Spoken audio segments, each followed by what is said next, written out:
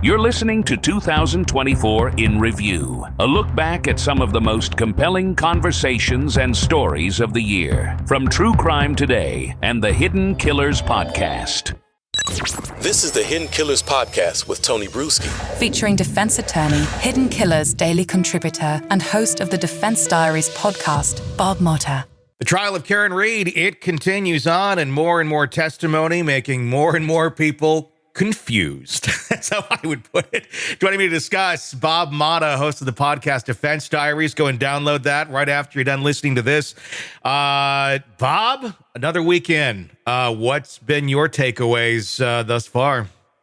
Plain and simple, I don't buy either theory.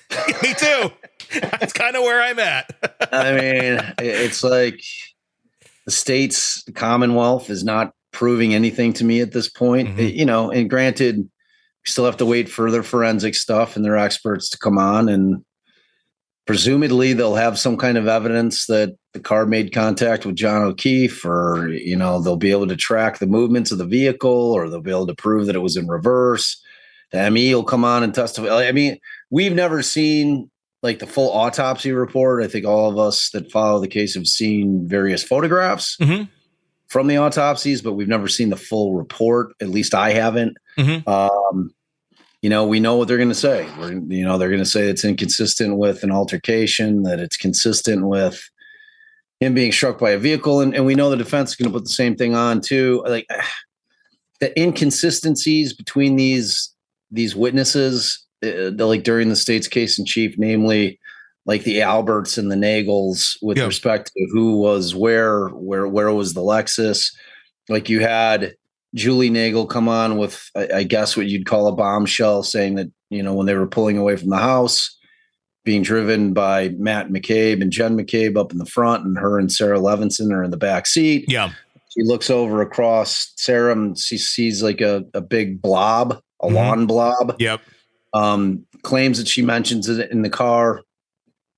And, then for the first time ever on the stand yesterday, she says it was like 5 to 6 feet in length. Yeah. So, but then you've got, her brother giving completely different testimony that, the vehicle was still there when his sister came out to talk to him about staying at the party, because her testimony was that, like, when she was looking out the window, she saw the car make the 3 moves. And by the time she goes out and talks to her brother, it's gone. Mm-hmm. There's no body there. They don't see anybody.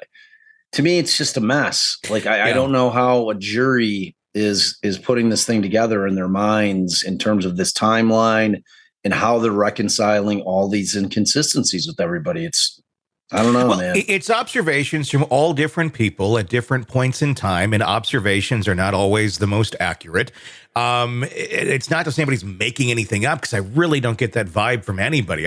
What's your take on all the witnesses thus far? I'm not feeling anything in terms of anybody trying to hide anything, trying to cover anything up. It just seems like really just normal people going, here's what I remember, do with it what you will.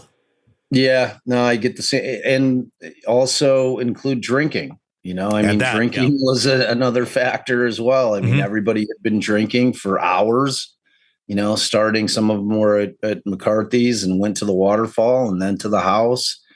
Everybody was consuming alcoholic beverages last night, which is always going to affect your memory. Always. I don't care who you are. Mm-hmm. So taking into account those things, I agree. I think certainly there's been things that have come off as not necessarily lies, but certainly inconsistent. Sure. I thought that Brian Albert was kind of slippery with like why he turned his phone in.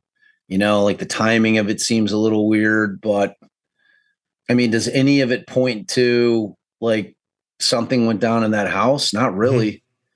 But like, I'm not buying that she hit him with the car either. Like, I'm firmly in my own theory, which is that he slipped and fell and cracked his skull on that injury to the back of the head is, to me, completely consistent with somebody slipping, both feet coming out from under you. Yeah. You don't have the time to break your fall. You smash your head, like in the driveway. Yeah. And people are like, well, how does he get to the flagpole? Well, you don't die instantly. Yeah. If you smash your head, you could probably get yourself up, to all fours. Maybe he goes down again, smashes his face, then stumbles over to, like, who knows?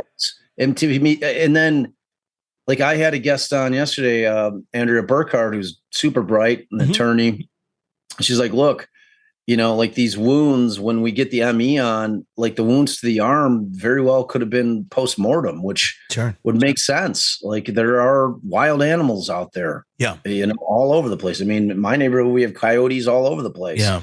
Like we're always in our next door neighbor app or whatever it's called. You know, people are like, oh, saw a coyote over here. Watch your dogs. Yep. You know what I mean? If there's a body out there, it's not beyond the scope of reason that what I say happened. Like, to me, it's as plausible as the other two theories. Yeah.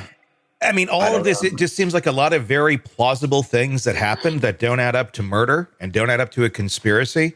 And at the end of the day, that's just kind of where it feels like it's going to sit.